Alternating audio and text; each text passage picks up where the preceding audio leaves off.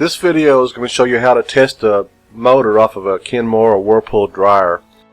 And if you don't already have your dryer motor out of the machine, then you need to, of course, get to it so you can view my how to remove and replace the belt video, and then how to remove and install the motor videos to get to that part. Safety first, I always disconnect power before servicing any electrical appliance.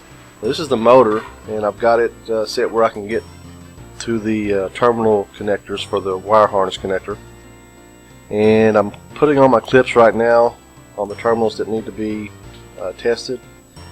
And we're going to be testing from terminal 4 to terminal 5. As you can see, here's pictures of it so you can see where the terminal 4 and 5 are located. This is the first test we're doing. This is terminals 4 to terminal 5. And then we're going to do from also terminal 4 to terminal pin number 6, so you can see that on there as well, where they're located at. I've got my ohm meter set to its lowest possible reading. And what I'm looking for in the middle of this diagram here, you can see that the start or main are both listed there on the switch. And main is supposed to be 2.4 to 3.6 on this one. And of course I got a lot higher reading than that.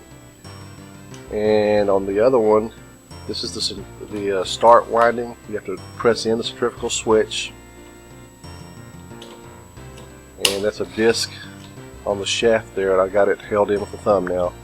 And that's going to be going from terminal 4 to 6, and you can see here I got 6 ohms reading, which is way outside the range on that winding. It's supposed to be 2.4 to 3.8.